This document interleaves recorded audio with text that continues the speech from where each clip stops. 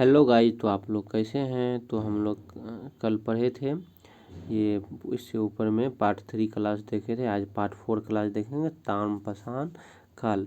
ताम्रपाषाण काल आज हम लोग पढ़ेंगे। तो देख सकते हैं ये ताम्रपाषाण काल जो है, इसमें चिरान, सोनपुर, तरारी, चेचर, मनेर, ये सब आदि ताम्रपाषाण काल के अवशेष हैं। अवशेष यहाँ पे मिले हैं। कहाँ कहाँ, तो चिरांद, सोनपुर, तराडी, चेचर, मनेर, सनवार में ये ताम्रपाषाण के अवशेष मिले हैं। इस काल में पत्थर के औजार के अतिरिक्त ताम्र उपयोग के प्रमाण मिले हैं। ये अवशेष कितने साल पुराने हैं, तो 1000 ईस्वी पूर्व पुराने ये अवशेष मिले हैं। लगभग 1000 वर्ष ईस्वी पूर्व के हैं। अब इसके बाद हम लोग देखेंगे वैदिक काल। वैदिक काल के बारे में हम लोग पढ़ेंगे। तो वैदिक काल में देख सकते हैं आर्यों द्वारा स्थापित, किसके द्वारा, तो आर्यों के द्वारा स्थापित सभ्यता को वैदिक सभ्यता कहा गया है, क्योंकि इस सभ्यता का इतिहास वेदों पर आधारित है। इस सभ्यता का इतिहास जो किस पे आधारित है, तो वेद पे। तो वेद सभ्यता को 2 वर्गों में विभाजित किया गया है। एक तो पूर्व वैदिक काल और एक उत्तर वैदिक काल। तो पूर्व वैदिक काल का टाइम पीरियड है 1500 से 1000 ईस्वी पूर्व, और उत्तर वैदिक काल का जो है यहाँ पे उत्तर वैदिक काल का टाइम पीरियड है 1000 ईस्वी से 600 ईस्वी पूर्व तक है। ईस्वी पूर्व तक देख सकते हैं। इसके बाद हम लोग देखते हैं पूर्व वैदिक या ऋग वैदिक सभ्यता का विस्तार बिहार क्षेत्र में नहीं था। पूर्व वैदिक का जो है ना, बिहार क्षेत्र में विस्तार नहीं था। उत्तर वैदिक काल में आर्यों का विस्तार कहाँ पे मिला है, तो गंडक नदी के तट पे बिहार क्षेत्र में हुआ है। इसके बाद आगे हम लोग देखेंगे तो बिहार के भौगोलिक क्षेत्र में प्रथम बार जो है, बिहार के भौगोलिक क्षेत्र में प्रथम बार चर्चा शतपथ ब्राह्मण में 800 ईस्वी पूर्व की रचना में मिलती है। इसमें बिहार की चर्चा विदेह के रूप में किया गया है। इसके रूप में विदेह के रूप में किया गया है, जो तिरहुत मिथिला क्षेत्र को दर्शाता है। किसको दर्शाता है, तिरहुत और मिथिला क्षेत्र को दर्शाता है। अब ऋग्वेद में बिहार को क्या कहा गया था, अगर पूछेगा क्वेश्चन, नेक्स्ट क्वेश्चन में अगर पूछेगा कि बिहार को ऋग्वेद में क्या कहा गया, तो कीकट और वात्य कहा गया है, सबसे संबोधित किया गया है।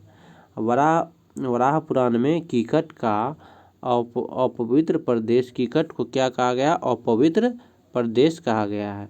वराह पुराण में क्या कहा है, कीकट को एक अपवित्र प्रदेश कहा गया है। अब अगला पढ़ेंगे महाजनपद। महाजनपद अगर देखा जाए तो 16 महाजनपद है। कितने महाजनपद है टोटल, ओवरऑल इंडिया में 16 महाजनपद की खोली, 16 जनपद की, जिसमें 3 बिहार में पड़ते हैं।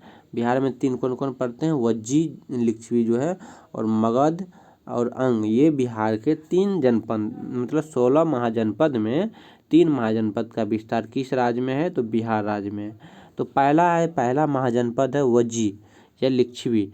ये कौन कौन से क्षेत्र में पड़ते हैं, तो वर्तमान के वैशाली और मुजफ्फरपुर क्षेत्र लिच्छवी या वज्जी जनपद में आते हैं। और मगध दूसरा में पढ़ते हैं हम लोग, मगध जनपद का आजकल का क्षेत्र, अभी वर्तमान क्षेत्र में कौन कौन सा जिला पड़ते हैं, तो एक तो पटना पड़ते हैं, दूसरा गया, तीसरा नालंदा का क्षेत्र, ये सब मगध में आते हैं। इसके बाद तीसरा नंबर में है अंग जनपद। अंग जनपद का क्षेत्र कौन कौन है, भागलपुर जिला, वर्तमान के भागलपुर जिला और वर्तमान के मुंगेर क्षेत्र, ये सब अंग जनपद का क्षेत्र है वर्तमान का। अब इसके बाद देखते हैं वज्जी संघ के बारे में। पहला जो वज्जी संघ हम लोग पढ़े हैं, तो वज्जी संघ के बारे में हम लोग देखते हैं। वज्जी संघ महाजनपद, वज्जी संघ 8 राज्यों का क्या था, संघ था। 8 राज्यों का संघ था, जिसे क्या कहा गया था, अठकुल कहा गया। अठकुल में कौन कौन सा था, एक नंबर पे वज्जी, लिच्छवी, ज्ञात्रिक, विदेह, उग्र और उसके बाद भोग, कुरु तथा इक्ष्वाकु। इस संघ के 8 जनपद थे। वज्जी संघ में सबसे प्रसिद्ध लिच्छवी जनपद था। कौन सा जनपद? लिच्छवी। मतलब दूसरा नंबर का जो था लिच्छवी जनपद, ये जो है सबसे शक्तिशाली था, शक्तिशाली जनपद था। लिच्छवी की राजधानी कहाँ थी? लिच्छवी की राजधानी वैशाली थी। वैशाली नगर की स्थापना किसने किया? तो विशाल ने। अगर क्वेश्चन पूछेगा कि लिच्छवी की राजधानी कहाँ थी, तो वैशाली थी। और वैशाली नगर का स्थापना किसने किया? तो विशाल ने की थी, राजा विशाल ने किया था। अब लिच्छवी के अतिरिक्त मिथिला के विदेह तथा कुंडग्राम के ज्ञात्रिक वज्जी संघ के प्रमुख जनपद थे। अब देखिए, लिच्छवी के अतिरिक्त मिथिला के विदेह में कौन कौन अतिरिक्त था? तो विदेह तथा कुंडल के ज्ञात्रिक वज्जी संघ के प्रमुख जनपद हुआ करते थे अतिरिक्त में। अब वज्जी संघ यानी लिच्छवी को विश्व के प्रथम गणतंत्र की संज्ञा दिया गया है। यानी लिच्छवी संघ को विश्व के प्रथम गणतंत्र की संज्ञा दी गई है। अब इसको मगध जनपद देखते हैं। मगध जनपद राजनीतिक और आर्थिक भौगोलिक कारण से सभी महाजनपदों में से सबसे अधिक शक्तिशाली था। इसके बाद मगध की प्रारंभिक राजधानी कहाँ थी? तो गिरिव्रज। अगर क्वेश्चन पूछेगा मगध की प्रारंभिक राजधानी कहाँ थी? तो गिरिव्रज। यह 5 पहाड़ियों से घिरा था। कितने पहाड़ी से घिरा था? 5 पहाड़ी से घिरा हुआ था। मगध का विस्तार मुख्यतः कहाँ है? अभी पटना का, वर्तमान का पटना जिला और गया जिला क्षेत्र में था। मगध एवं अंग महाजनपद का वर्णन सर्वप्रथम किस में मिलता है? अथर्ववेद में। अगर क्वेश्चन पूछेगा मगध एवं अंग महाजनपद का वर्णन सर्वप्रथम किस वेद में मिलता है? तो अथर्ववेद में मिलता है। तो देख सकते हैं। अब नेक्स्ट पढ़ेंगे हम लोग, यहाँ तक पढ़ लिए थे, अथर्ववेद तक पढ़ लिए हैं। अभी नीचे में देखेंगे अंग महाजनपद के बारे में। तो अंग महाजनपद पढ़ेंगे। तो अंग महाजनपद का विस्तार जो है भागलपुर और वर्तमान के भागलपुर और मुंगेर क्षेत्र में था। अंग महाजनपद की राजधानी चंपा थी। अगर क्वेश्चन पूछेगा तो अंग महाजनपद की राजधानी कहाँ थी? तो चंपा थी।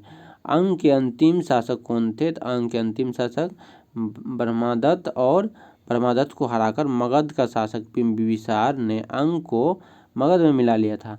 अंग के अंतिम शासक ब्रह्मदत्त जो थे ना, ब्रह्मदत्त, उसको हराकर, किसने हराया? तो मगध के शासक बिंबिसार ने हरा दिया, युद्ध में हराकर, और मगध को अंग को हराकर मगध, जिसे ब्रह्मदत्त राजा थे, तो ब्रह्मदत्त राजा को हराकर अंग को किस में मिला लिया? तो अंग को मगध में मिला लिया। अब मगध का उत्कर्ष एवं उसके राजवंश के बारे में पढ़ते हैं हम लोग। तो मगध का उत्कर्ष एवं उसके राजवंश। मगध की स्थापना बृहदत्त ने किया था। मगध की स्थापना किसने? बृहदत्त ने की थी। बृहदत्त का पुत्र जरासंध इस वंश का सबसे प्रसिद्ध शासक था। मतलब सबसे शक्तिशाली और प्रसिद्ध शासक कौन थे? मगध वंश के, मतलब बृहदत्त ने की थी। मगध वंश का स्थापना किसने किया? तो बृहदत्त ने किया था। और बृहदत्त का पुत्र कौन थे? जरासंध थे। और इस वंश का, किस वंश का? मगध वंश का सबसे शक्तिशाली यानी प्रसिद्ध शासक कौन थे? तो जरासंध। जरासंध किसके पुत्र थे? तो बृहदत्त के थे। जरासंध को भीम ने द्वंद्व युद्ध में पराजित कर उसका वध कर दिया था। इसका वर्णन कहाँ मिलता है? महाभारत में। यहाँ पे देखिए इम्पोर्टेंट लाइन जो है ये, जरासंध को भीम ने द्वंद्व युद्ध में, कौन सा युद्ध में? द्वंद्व युद्ध में पराजित कर उसका वध किया था। इसका वर्णन कहाँ मिलता है? तो महाभारत में मिलता है।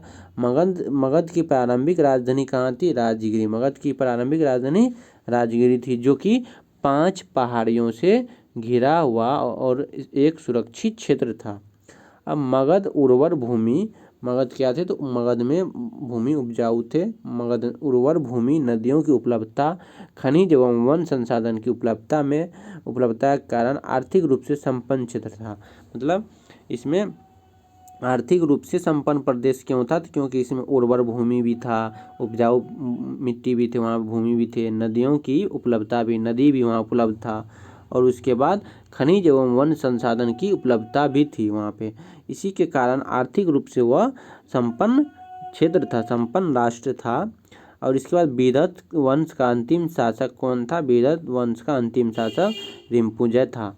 इसके बाद ये मगध वंश यहाँ तक पढ़ लिए हम लोग। अब नेक्स्ट कल पढ़ेंगे हम लोग अगला टॉपिक हर्यक वंश के बारे में। हर्यक वंश के बारे में कल हम लोग पूरा हर्यक वंश को ख़त्म करेंगे। तो आज हम लोग जितना पढ़े हैं इसको एक बार अच्छे से रिवीजन कर लीजिएगा और नोट्स कॉपी में लिख के आप लोग अच्छे से तैयारी कीजिएगा। वनडे एग्ज़ाम के लिए बहुत वेरी इम्पोर्टेंट नोट्स है। तो गाइज आज के लिए यहीं तक, धन्यवाद, बाय बाय।